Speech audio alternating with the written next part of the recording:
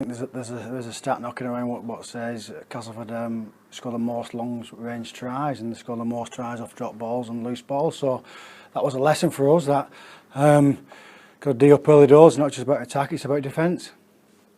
Some warning signs from them for the semi-finals and pointers. Yeah. I mean, people asked about the semi-final before this game, but we'll take that game as it comes. As simple as that. We can't look too far ahead. We've got obviously a tough game this week, and then a tough couple more games before then. So we'll talk about semi-final when it comes semi-final week. What does a loss like that? You were clearly up for that game. We could all see that. And what does a loss like that do for the confidence in the camp? You're on a bit of a bad run, really. Confidence is high.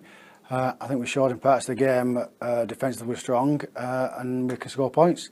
There's no short of effort in the team. Confidence is good. It's just about completing our sets and staying switched on for 80 minutes. I think what Castleford did show is that if we switch off for one tackle, 15, 12, 8 seconds, they'll pick the ball up and score try. So maybe it's more about mental concentration than confidence. For them coming out of dummy half is a massive danger. It certainly is, yeah. Again, I think he's the leading try scorer on the hookers for the competition, has made the most metres and has the most carries. So, you know, he is a threat for them, and he showed at the weekend why he is a threat.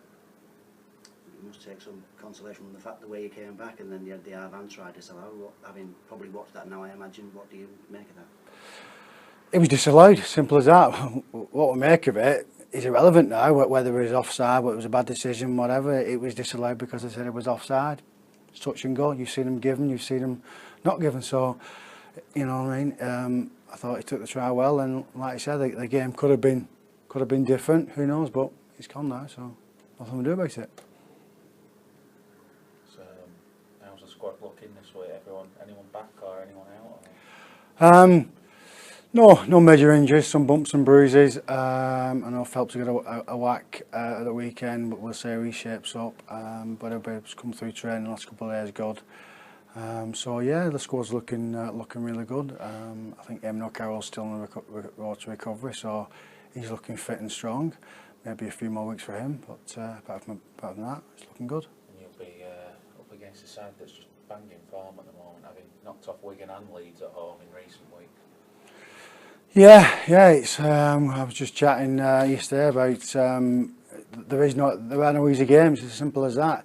You're playing the top six team who want to get in the top 4, or you're playing a team below you who want to get in the top 8. Wakefield, like I said, come in some good form. They're a good team. Change of coach as well is just giving more impetus to fight for positions. And like I said, they've had a couple of good wins against Wigan and Leeds, and I think they've shown that they can grind out to win.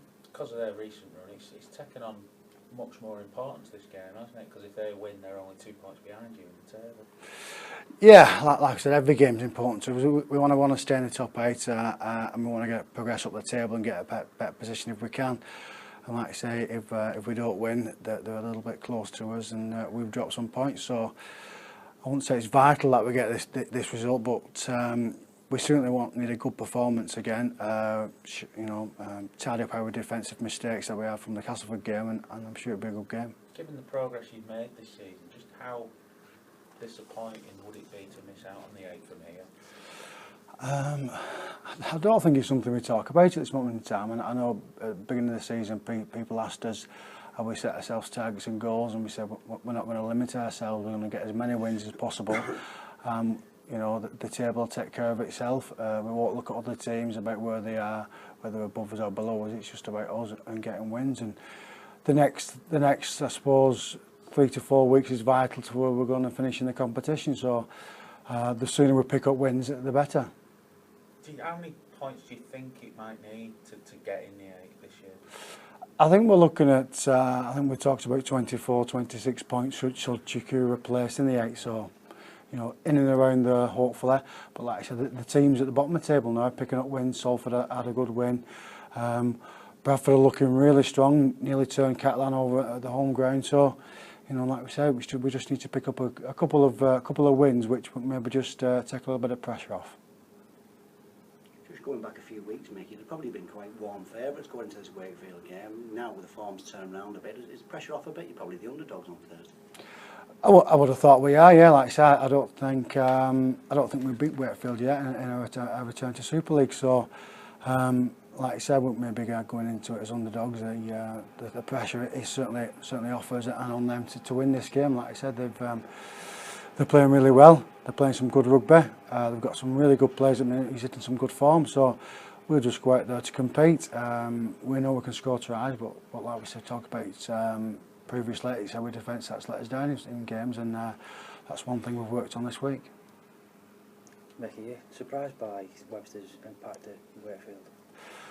Not at all, no. He was certainly a fantastic player. I play with him down at the club, and I've worked with him a little bit as well. And you know, on the field, he could read the game very well, and he was a good talker and a good leader then when he played the game. So, you know, he's certainly progressed now, hasn't he, into a good coach. And I think every team gets, you know, they get a boost when there is a change of coach, because people start fighting for positions and they want to impress the new coach. And you've seen that with Wakefield. That's what they've done. So I'm sure Jimmy will be giving some tips this week on how to turn us over. Yeah.